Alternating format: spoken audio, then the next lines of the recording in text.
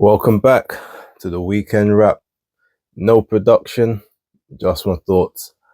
As always, please like and subscribe, share with a friend, a colleague, a relative, an associate, an enemy, any and all in between. It's appreciated. To say that I'm physically drained right now is an understatement. I usually have this out around about 4, 5 o'clock, sometimes a little bit earlier. It's just gone 5 now, and I'm only just managing to even like get out of bed fully. Yeah, I'm exhausted. Thank you to everyone who's joined in the live yesterday. It's not record numbers for my lives, but it was a really good experience. Had a lot of loyal subscribers that was there interacting in the chat. I know there's a bunch of other people doing lives as well, so I appreciate anyone who dipped in, dipped back out, went away, came back, or even just came in for a comment and then did their own thing. Shout out to everyone else who was doing their lives. October Red, G-Man Boxing, the Pain Game. I know Travis and KG was over there. I haven't looked at that one yet. Ring IQ, Boxing Beats and Rhymes, etc. Like everyone, shout out. And I think everyone did pretty good numbers. So yeah. Now, there's been a lot that's gone on this weekend, and I'm probably going to talk more about it on Tuesday. I think I'm definitely going to be dropping a live, and hopefully I've got enough hours left to be able to complete that. But yeah, there's also the Japanese stuff, which I think I'm going to talk about before we even get to the Riyadh stuff. And I know there's another event to take place tomorrow morning, UK time. So definitely I've got to address that. Before I get into anything else, though, I guess I just got to talk quickly about Sivanati Nonchinga losing his belt to Masamichi Yabuki on Saturday morning. This, I think it was the IBF light flyweight title. This is just after Sivanati Nonchinga won the belt back from Adrian Curiel after getting surprisingly knocked out by Curiel's second round of their fight at Monte Carlo back in 2023, I believe it was. Yeah, I think it was November 2023. Won the belt back, sort of you felt like he went through a bit of a war to get the belt back. And then in this one, he didn't really go through a war, but I feel like after those first few rounds, which he was doing very well in, the tide just started turning with just consistent. It was just a consistent jab, a consistent work rate, a consistent punch output by Ibuki, and it just felt as if Sivanati Nonchinga was just kind of wilting under the pressure. The funny thing is, at the time of when the fight was ultimately stopped, I think I wouldn't score the fight. I wasn't scoring it. I came into the fight, I think, in the second or the third round watching on YouTube. So, but he looked very much like, not so much he was in control, but he looked like he was having the better of a lot of the work. But I think that Curiel knockout has taken something out of him, that initial one, because even in that second fight, he basically had to go through hell to get the belt back, but it seemed like he was prepared to do that. And in this fight, I don't think he was prepared to sit and trade and be in the pocket, not in the same way. And I have a feeling that maybe it's a case where Curiel, prior to their fight, I think only had 4 knockouts or 5 knockouts in like 32 fights. But Yubiki was definitely much more of a power puncher, and the fact that he, had beaten and knocked out Kenshiro Taraji prior to that would probably suggest that he has got some good punch power, definitely punch accuracy. And yeah, I think that I just think Nonchinga doesn't have that. Maybe just doesn't have the resistance to stand up to those punches anymore. I also think personally he may be killing himself to get down to 108 now. I think he's quite a tall guy, so maybe he needs to move up. Maybe he has no punch resistance left at 108, and he goes up to 112. He may do better. But that also being said, they punch slightly harder at 112, so he's got some soul searching to do, I would say, and I'll be interested to see kind of what happens there. I don't know what the deal will now be with his Matchroom contract. Is it over? Will he still be contracted? Is he on a multi-fight deal? Who knows? But yeah, still some good fights for him to be in if he's still got that hunger and desire. But I'm not sure about championships at 108 because they're only going to get harder from here. That being said, let me talk about the stuff that I just watched a few hours ago, just briefly, because I can't really give too much of an opinion on most of it. However, shout out to Kenshiro Taraji, who now is a 2-weight world champion after winning the vacant WBC flyweight title that was vacated by Bam Rodriguez. 11th round TKO victory over Christopher Rosales. Now I think I did predict the KO, but I can't remember what round I predicted it to be. I know some people were questioning whether or not he would have the strength at 112, especially coming off of a broken hand in his previous bout. But I felt the speed and the accuracy would be what kind of gets him through. And in the first few rounds, I mean, to be honest, I was finding it hard to give Rosales a round up from anywhere from the first sort of 6 to 7. I think he had some good moments in a couple of rounds, threw some good punches and connected well. But in every round that I was watching, I just saw Taraji like basically just outlanding, outstriking, and out hurting, for a very poor English explanation of what was going on. So yeah, in those moments, even though Rosales was having some success and was doing better than he had done earlier on in the rounds, I was still kind of giving all the rounds to Kenshiro. I wasn't scoring it like deftly, like some others, so I can't give you a scorecard up until that time. But yeah, it just looked as if he was winning the bulk of everything. Maybe up until say the 8th, maybe he got 1, maybe 2 rounds to me, but then it was stopped on advice of the doctor. I think they cited a broken nose or something, said they didn't like that and didn't want the fight to continue.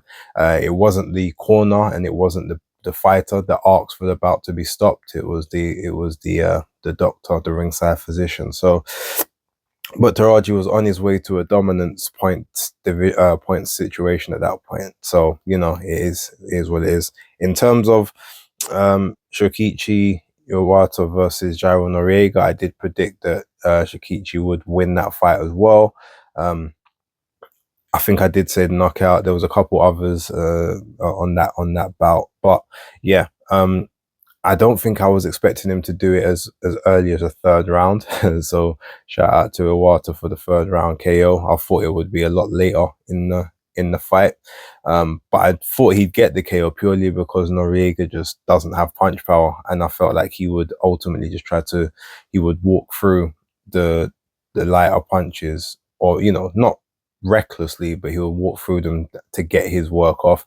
I didn't see it. I need to go back and watch the actual fight itself properly. I've only seen sort of the results and when it happened. So yeah, shout out to him. And then Takuma Inoue versus Sayo Setsumi. I got that one wrong. Shout out to Jamie for Punch Perfect Boxing. He predicted that one correctly.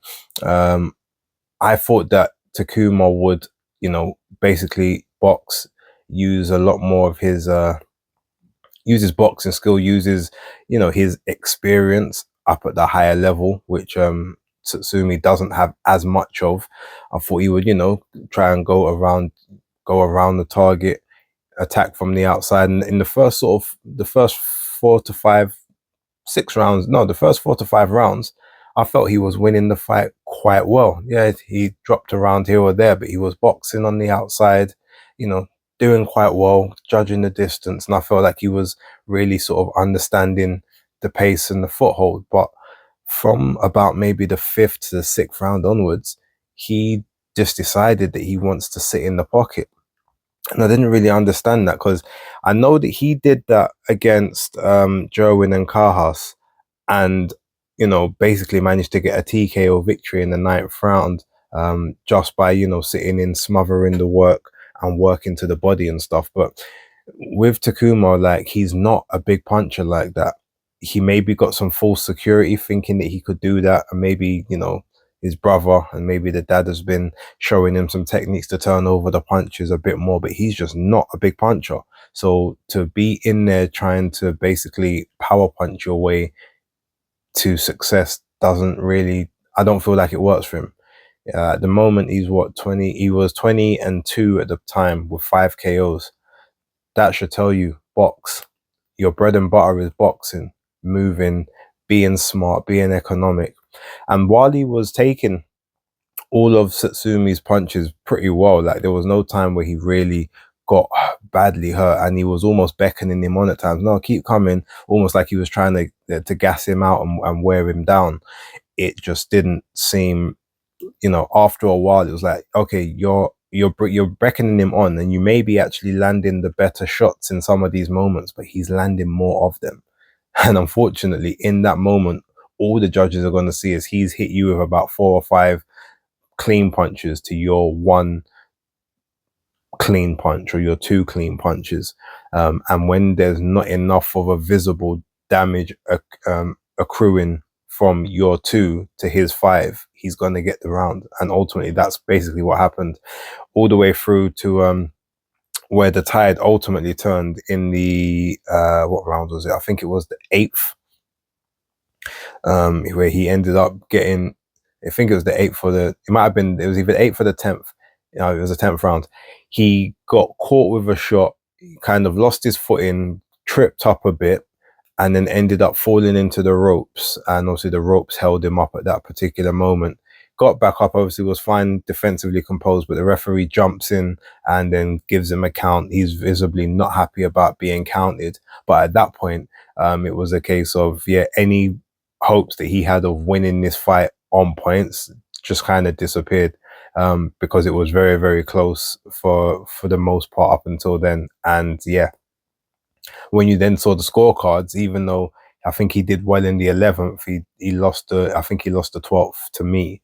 But you saw the scorecards. One was 114, 113. So that was a draw card, but unfortunately, because of the point off, and there was a 115, 112, you know, so 7 rounds to 5. And then there was one which was 117, 110. So there's a judge that gave Tatsumi 9 of the 12 rounds, which I thought was a little harsh, but the right person ultimately won. And again, it's what I said, like, you're trying to sit in the pocket thinking you're gonna wear this guy down, but you're not respecting the fact you're still getting hit.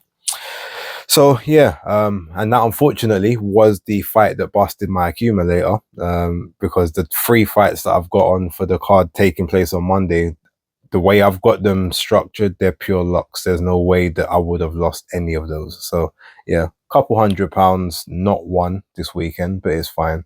But yeah, that's pretty much that stuff. It was great to watch. Always enjoy watching the Japanese card, especially the fact they come on in the mornings. I will be watching the one tomorrow at work before some of my participants come in.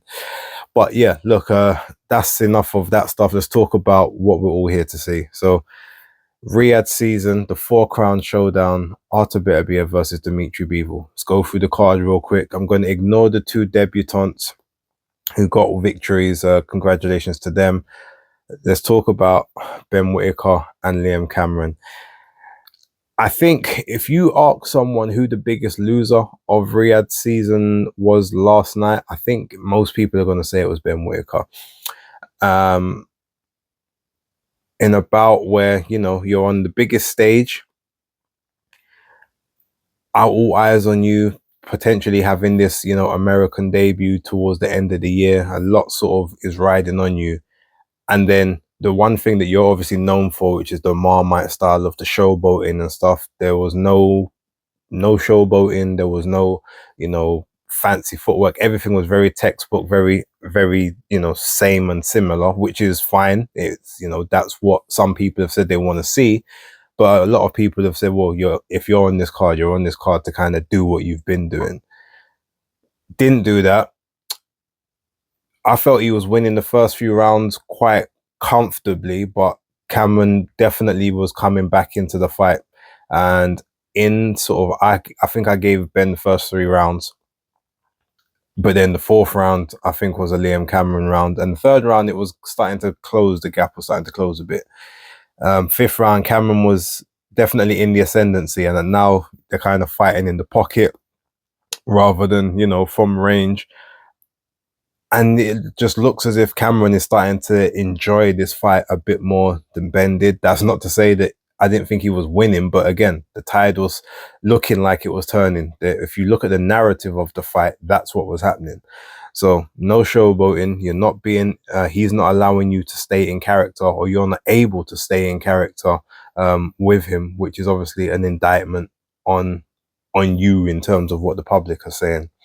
Then we get to the end of the round, whereby Liam Cameron pushes Ben Whittaker into the ropes, and, you know, I guess pushes him over the rope. The ropes are very lax as well, to be fair, and they should have probably been a little bit higher, considering you've got people in there that are 6'3" upwards. Those ropes look like they was only suited for someone maybe at 5 foot, like 5'7", 5'8". They were quite low.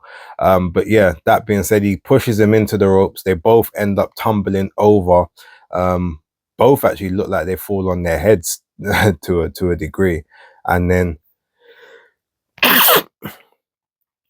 bless me. And yeah, they both are looking a bit pained on the floor. Ben Whittaker looks more visibly pained than Liam Cameron. They both then roll back into the ring.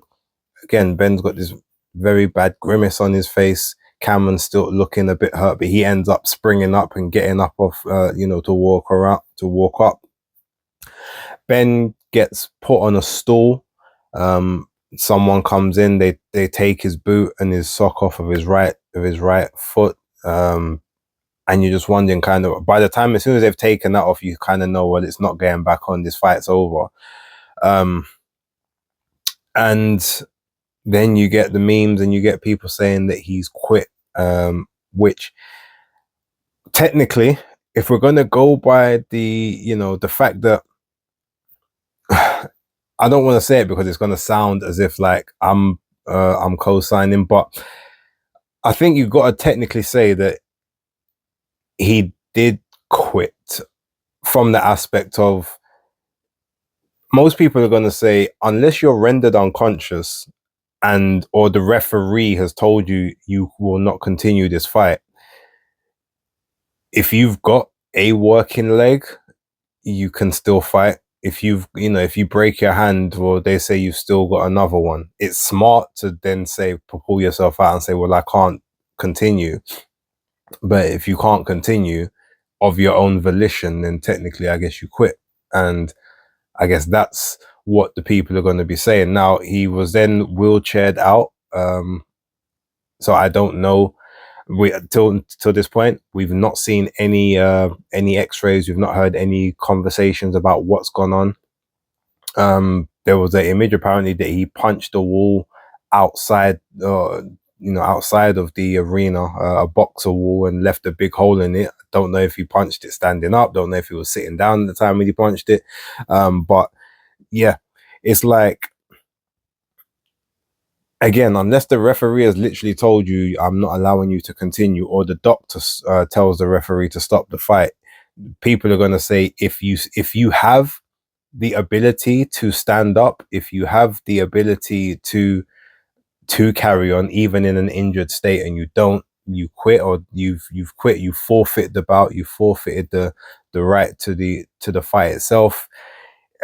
Yeah, I can see why people would say it was, that he did quit. And obviously now people are talking, saying Ben Whittaker, which, yeah, that's not gonna be a moniker that's gonna go anytime soon, unless they run this back immediately. Now, obviously, the saving grace is the fact that it was a push over the ropes. It was an accidental collision or falling out, which has caused whatever the injury is. And I hope it recovers quickly, and I hope he's able to get back in.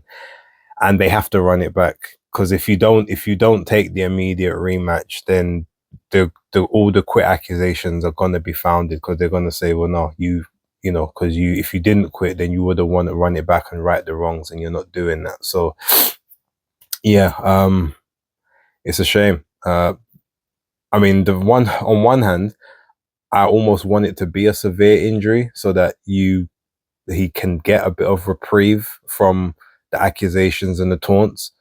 But then I don't want him to be severely injured, because then that's going to take a long time for him to get back in the ring. Yeah, so it's a bit of a toss up. I feel bad at this point in terms of that. You know, obviously, I'm pretty cool with Ben. I'm good. I'm cool with his dad. His family have been good to me for the last year or so. So I need to see him run it back. I need to hope that whatever it is it was a justified stoppage of the bout, and yeah, they run it back, and then he cleans up the mess basically. In terms of the actual scoring, though, I don't know if I agree with. Obviously, it was a technical decision draw. There was 58-57 to Whittaker, which is I think they were judged that as 3 rounds to 2. And then there was 57-58 to Cameron, 3 rounds to 2. Now, I don't know what 3 rounds that Cameron won. I could see 2 rounds potentially, the 4th and the 5th. I don't think he won the 3rd. He definitely didn't win the 2nd, and he definitely didn't win the 1st. And then there was a 58-58. So that means that someone gave probably a draw round in the 3rd, and then had Cameron winning the 4th and the 5th up until the time of the stoppage. So yeah, draw on the record, got to clean it up, got to see what happens moving forward. Right then, Sky Nicholson, Raven Chapman, got this one wrong. I thought, and the funny thing is, if you look at the fight and the way the fight started, it was after the first 2 to 3 rounds, it was very even, but Sky Nicholson won the first round due to inactivity from Raven Chapman. Raven Chapman picked up the activity in the second round and won that one quite clearly. In the third round, I think I had Raven winning the third round as well, just through like a little bit more work rate and the inactivity of Sky, not allowing Sky to kind of keep in character. But then I gave Sky the 4th, and then from there pretty much I gave Sky everything until I think it was the 8th round. I think I maybe gave the 8th or the 9th to Raven. I think it was the 8th, and I had it 5-3. Then I had it 6-3 after 9, then 7-3 after 10. So yeah, I had it 97-93. But it's a shame, because obviously one thing we know is that Sky Nicholson, if you pressure Sky Nicholson or you flurry, throw those punches in bunches, get on the inside, rough her up. I'm not saying that she won't, that she can't handle being roughed up or whatever, but like that's where you're gonna stop her work rate. She started to slow down a little bit towards the end, but Raven didn't really capitalize on that. She was trying to come in from angles, which was smart, but I feel like she was trying to pick punches too much. Whereas Sky was, if you're going to try and pick your punches against Sky Nicholson's going to pick you apart all day. Like, the aim has got to be to throw often enough, and sometimes even be prepared to look a bit foolish, which we got a couple of Bull and Matador scenarios from Sky Nicholson. And yeah, you might end up looking a bit silly, getting thrown off balance or whatnot. But it's just, situation is just that. Basically, you just got to deal with it. So yeah, unfortunately, I would say it was a very good performance from Sky Nicholson at parts. And as soon as you see Sky Nicholson with a smile on her face in the ring, you know that the fight's gotten away from you. Once she starts smiling, she's comfortable, she's found her range, she's in her element, and you are just basically fighting an uphill battle. Now, there was a couple moments in, I think, round 7, where the what we will call the smile from Sky Nicholson definitely dissipated. So at that point you could see Raven probably had she had had a bit more success, and Sky was not happy or comfortable in those minutes. But then, yeah, after that brief period, she went back to doing what she did, and yeah, it was just a pretty comfortable performance. I won't say it was dominant, but it was very comfortable. It was more comfortable than it should have been. And yeah, great for both women, obviously, to be out there and showing their skills and whatnot. But unfortunately, compared to some of the other barn burners we had in the event, that one didn't quite go number one according to plan, or wasn't the biggest advertisement that we were maybe hoping for. But both will obviously come again, get their opportunities. I'm sure Raven Chapman will rebuild. I'm sure she can get one of the other alphabet titles at 126. Maybe they can run it back in the future, and maybe she can make the necessary adjustments to claim victory. Chris Eubank versus Camille Zarameta. I was watching it obviously on the live, but you guys know I wasn't really paying too much attention to it. But first round, Chris Eubank came out quite well. I thought his jab looked very, very good in that first round. Looked like he's been working on that with Jonathan Banks. Got the first round knockdown. Then he started to sort of capitulate a little bit. Not to the sense that things were sort of going over the top, but he just didn't really seem as comfortable. He was taking some shots from Camille Zarameta, but Zarameta is not really a big puncher. But even in that moment, he was getting caught by shots and not reacting the way I would expect for someone who's, number one, got a chin that's considered, as good as his, against someone that doesn't hit as hard as Zarameta. And I think part of that, and I tweeted this out, I said that Chris Eubanks finished, especially at 160, he's either got to move up now or retire. And yes, that might sound silly for someone that got 4 knockdowns and ultimately the referee stopped it. By the way, I think the ref stopped it. It was a bit of a gift decision, the stoppage. He didn't have to stop it there. Camille Zarameta was fully lucid. He was up on his feet. Like, he obviously got hit with a body shot, went down, got back up, arms in the air. Look, I'm ready to go. Let's carry on, because he was having success. He was obviously hitting Chris. He caused a cut over Chris's eye. I'm not sure if it was headbutt or if it was a actual proper it was a punch that caused it, but he was having his successes. It's just because he's not a big puncher, obviously Chris was able to sort of eat the punches fairly well. But yeah, just looking at his punch resistance and the reaction to certain shots and the energy reserves, not really being able to work in the rounds, 160 is clearly taking a toll on him at this point. So yeah, I say he's either got to move up, but he's not going to move up because he's going to have Conor Benn at 160 probably in May next year. I'll tell you now, I don't even have to do predictions for that one. I said that at 157 that Conor would beat him because of the draining down. I think it's killing him to make 160, and Conor is not struggling at all. He's probably laughing at that weight, barely got to cut anything. So I actually would pick Conor Benn to beat him if they fight now at that weight. So if I was Chris Eubank, I would be saying, no, I want a catch weight of 164 or something. By the way, if you guys can hear any noise outside, there's one of the neighbors who's doing a madness. Just, yeah, apologies. But yeah, so that's that one. Jai Opetaia versus Jack Massey, dominant. I did predict the knockout. I thought that Massey, I knew he'd be sort of strong in game. I thought he would actually do a bit better in some of those rounds, but yeah, Jai Opetaia is too quick. He's too quick for cruiserweights. As I said, I saw him sparring and keeping up with light heavyweights who obviously are faster than cruiserweights on the whole. But he was able to sort of time and get good work in against light heavyweights in the spar. In the second half of the spar, he's fighting a cruiserweight, and basically he's just too fast for the cruiserweight, even though the cruiserweight is fresh. 5 rounds fresh. He hasn't fought yet. Jai's 5 rounds, down after being in there, moving around with a light heavyweight, and then he's just out punching and outlasting the cruiserweight. So I knew that Massey, just sort of being a very textbook guy, I thought some of that would play in his favor just due to strength of arms.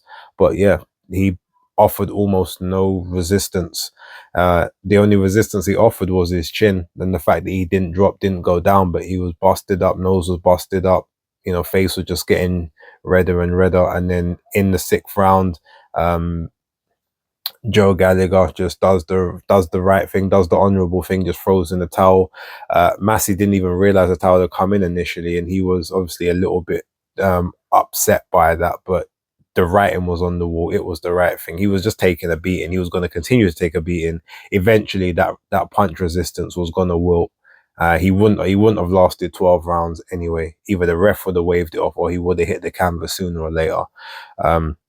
So yeah, expert and brilliant one-sided drubbing from Jaya Patel. So yeah, look, on to the next one. Hopefully he can get his unification bout next. And we'll wait to see kind of what happens there.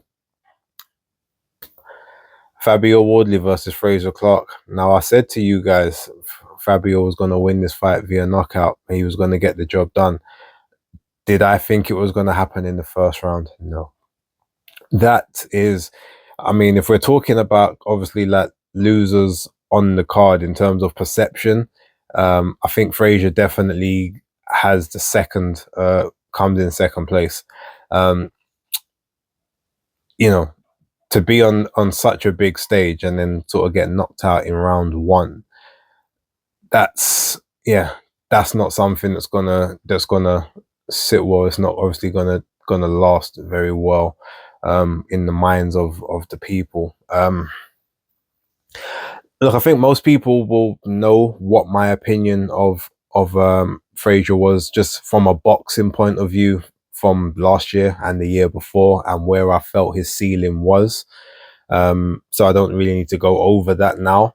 But yeah, Fabio Wardley has obviously, he's shown not just the fact that he can make adjustments, but he's shown that when it comes down to it, you've got to be on your P's and Q's from early. And yeah, in this fight, Fraser wasn't, Fabio was. And Fabio did say, look, if I get you hurt earlier on in the round, you're not surviving the round. And Fraser made a point to say, yeah, okay, you put me down, but I got up, and then you couldn't do it again. And if you was to put me down again, I would get up again. But I guess of the war of the words, Fabio Wardley won out. He spoke true. He said, if I get you going and it's earlier on in the round, you will not survive. And that's exactly what we got. Now, I thought that Fraser would be a bit more, obviously, composed. He would work a bit more. I said that him putting on extra weight was not going to benefit him. And people said, no, it was only even another 5 pounds. It was 5 pounds extra after he was basically out on his feet in the first fight after 12 hard rounds. What do you think putting on extra weight is going to do to you? So unless you're looking to, a 4-round blowout, there's, that's not the way to, you actually need to be lighter so that you can be more reactive, box for longer, and, maintain more energy. But yeah, look, Fabio Wardley, as he's, calling himself now, and well deserved. I'd be interested to see what he does next. It would be nice if he went and won that British title outright, but there's no one that you could really fight for it, except maybe Joe Joyce. I think that would be the only logical step you could maybe make, to say, okay, I want to fight him for the British title to win it outright. But outside of that, he said he's looking for titles with the world on them. And so whoever's got those, or whoever fights, makes sense. I think personally, if he's gonna vacate the British now, he needs to go to the EBU and start fighting some of the European level opposition, and that will be where he next needs to ply his trade, to just keep building that experience. There's no rush to those world titles, and there's a bunch of people ahead of him in the queue right now that I don't think he beats just yet. But he's still got more adjustments, and I feel like he's still got more to learn. But he's malleable; he's able to sort of learn that. But in terms of Fraser, honestly, I think this is it. I'm not saying that he retires now, but in terms of thinking you're gonna push on past here, yeah, I think this is the level now. Maybe if Fabio vacates that title, maybe try and make another play for British, and then campaign and just sort of try to win that outright. But yeah, That's what I would say. But in terms of, I mean, this card, we're looking at Chris Eubank Jr. as maybe the sole positive, if you could call it that, because his performance wasn't perfect against Zerameta, but he's the sole positive of BOXXER on this card. Like, every guy had either a poor showing or has had negativity around their performances, or every guy's had sort of memeable moments, unfortunately. So yeah, for all of those people that Ben should have had in the UK on, you know, British cards, headlining their own cards over here, building them up, building their stock, basically, you know, sold them out for that Saudi money. And now how do you rebound with them? How do they come back? How do, you know, sort of, what's their value like now to headline certain shows? Or, you know, how do you rebuild them? Is yeah, it's not looking good. Not looking good at all. But let's talk about the main event. Actually, you know what? Before we talk about the main event, let's talk about the hour and a bit we had to wait before that, because ESPN had certain contractual rights to the main event. So their time, it was 6 p.m. Over here, it would have been 11. However, they then decided we're going to push it up half an hour to allow for, so, you know, so we could at least get the ring walks before 11 o'clock. But from the time that the Chiefs, the co-main event finished at what time? It was like, wasn't it like 9:30 it finished?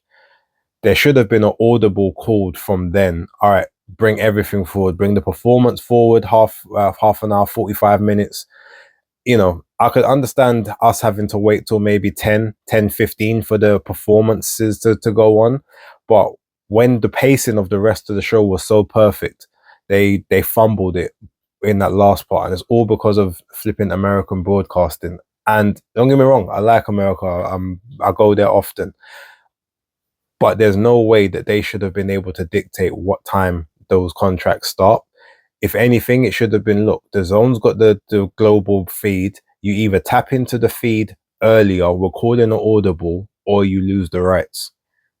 That's how it should have been done, because there's no reason for people in the crowd, in the arena, people watching at home, to have to sit around and try and find content to put on for an hour and a half. Clearly, they weren't expecting all of the fights to end as early as a lot of them did, and to be, you know, an hour and a half ahead of schedule. But it should have made a contingency. There should have been a window to say this fight can start by this time, like 10:15 up until 11:15, based on what happens earlier on in the fight. And that should have been the audible that was called, especially considering the fact that it's ESPN Plus. It's not even the ESPN channel on the TV. It's like the one on the app. It should not be a problem to bring that forward, personally. But look, outside of that, I didn't fully listen to like the Sierra, Missy Elliott, Busta Rhymes. I heard bits and pieces of it.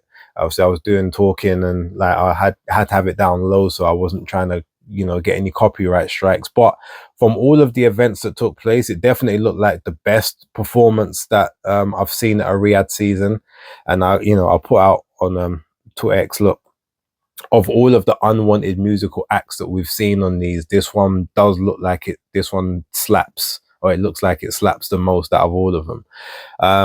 I still think that we maybe don't need them as such, but this was a fun one. I'll give it that. So yeah, it was cool. And then we managed to get things moving a bit quicker for the main event moving up. They moved it up, I think, about 15-20 minutes ring. I think the ring walks came in about 11:15, which wasn't as bad. 10:45. But look, main event, without going too deep into it, because I've probably spoken way too much as it is already, it was an amazing fight. It was a highly technical fight where both guys pretty much negated each other's best attributes. Dimitri Bivol obviously started the better of the two. I gave him the first 3 rounds. I thought he was I thought he dominated those first 3 rounds. And even though Beterbiev didn't do anything in the first, Bivol prevented him from doing much in the second and the third, in my opinion. Although looking at the judges' scorecards, they saw something very different to me. But round 4, round 5, and round 6, Beterbiev came back. Now, he wasn't landing a lot of clean shots, if anything, and not a lot of his shots actually landing at all. They were hitting guard, but he was just being busier, being effective, being the aggressor. Dmitry Bivol was stepping off, moving around, trying to create space, trying to create some distance. And I thought a lot of that was tactical to try and, you know, make Artur Beterbiev, you know, have to work and turn on his legs, which is what I predicted he would do in the fight, to see if maybe, you know, test that knee out, test his spring, test how quickly he can get in and out of range. But Bivol was still, you know, he was in those rounds, but Beterbiev was just sort of working a bit hard. I still think Bivol was landing the cleaner shots in those rounds, but Beterbiev was just sort of being a lot busier and looked like what he was doing was being more effective overall.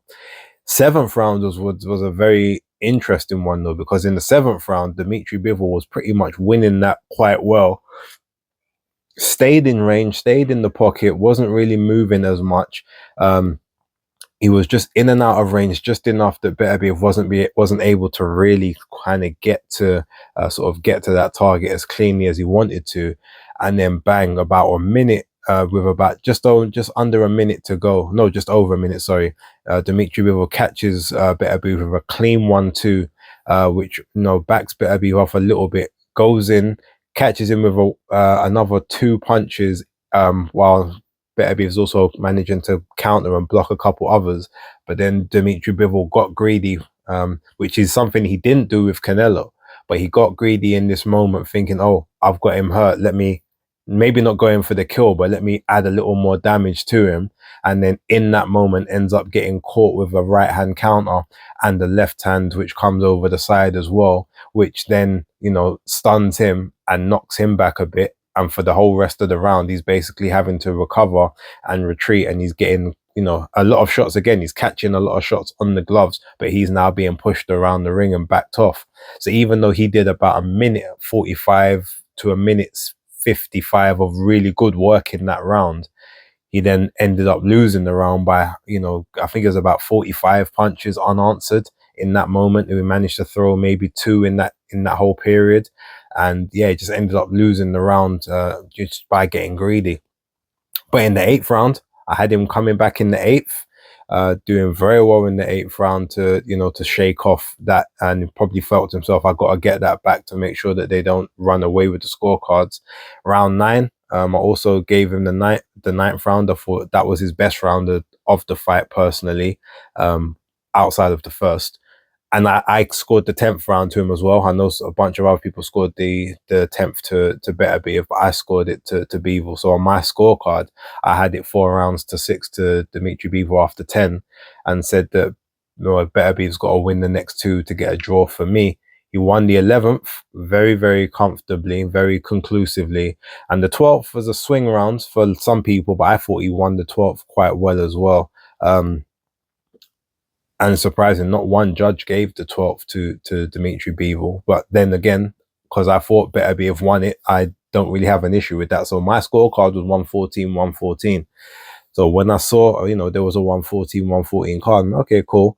That judge didn't give the same rounds that I did all the way through, but fine. And then there was the 115-113 to Beterbiev, and then the 116-112. Now 116-112 I can't agree with in any way, shape or form, because there was 5 clear rounds that Dmitry Bivol won in that fight. There was 5 clear rounds, and so when I say clear, I mean that, you know, you can't argue that he won those rounds. Also, I think there was 5 clear rounds that Artur Beterbiev won. So then the only argument is the other 2, in my opinion. So, you know, if you give those both ways, then it's 115-113 either. You split them, it's 114-114. But to then say that Bivol only won 4 rounds in that fight, watching that, you know, I've only watched it once, but obviously I was watching it round by round, scoring it round by round. There's, like I said, there's a clean 5 rounds minimum that you give to both guys. So for that scorecard, I would need it explained. I know, I think Gareth A. Davis put something out where he said he's had it 116-112 to Beterbiev. He said he only gave Bivol the first 3 and the 9th, which, yeah, well, no one really takes him seriously, so yeah, whatever. But yeah, that's sort of my thoughts on that. I'm not saying the right person won, but I also don't think he lost the fight either. So I was happy with it. If anyone got the decision, I wasn't going to complain. That scorecard was a little bit wayward to me, but outside of that, Beterbiev deserved the victory. Dimitri Bivol deserved the victory. Neither guy actually deserved to lose the fight. And personally, even though there is an L on Dimitri Bivol's win record now, neither guy lost in that fight. That's one of the first times where you don't actually have like a winner and a loser in the main event, if that kind of makes sense to you. So yeah, his stock rose in that defeat, and I know that's a very hollow thing to say because most people don't want their stock to rise in defeat. But yeah, his stock rose. He's the first person to go the distance with Artur Beterbiev. There is enough outcry from a large majority of the public that says he actually won the fight. And it's funny because I remember when I said in the Canelo fight that my prediction was that he was going to win the fight, but I didn't believe that they were going to give it to him on the scorecards. But he wouldn't be upset because he knows that the people are going to see that and understand that he really won the fight. And in a similar situation, I guess you've kind of got that scenario here. He's made no excuses. He's not said anything about what he didn't do well, or he's just literally said, I wasn't given the decision. Congratulations to Artur. There is no excuse. He is the champion. And I hope that I need to check my notes to see how best to move forward and how to come back and be strong and be a champion again. Totally class in defeat. And even Beterbiev was class in victory. He even says I didn't really feel like I performed that great. I thought I had a great opponent in there tonight, and you know, I was given the victory, so I'm thankful. So yeah, brilliant fight, brilliant advertisement for the sport of boxing. It's the first time I've seen two proper elite level guys. Maybe not both at the pinnacle, because you can maybe say Beterbiev is a little past he's past his prime if we're going to be honest, and Bivol maybe is slightly, you could say he's maybe in his prime or is slightly past his too in terms of physically.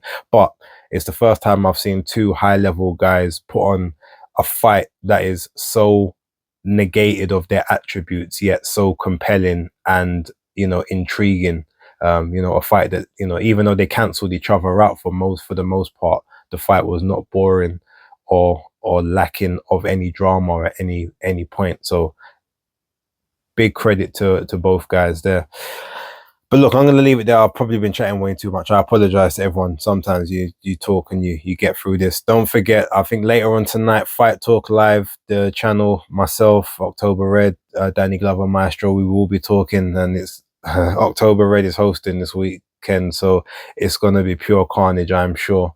Although the energy may not be there. I know she's been going through it as well in terms of lack of sleep. But yeah, look out for that. Look out for the live on Tuesday. I might do a video giving my immediate reactions on the main event tomorrow between Junto Nakatani and Pech CP Freshmark, but I'm not sure. That I probably will.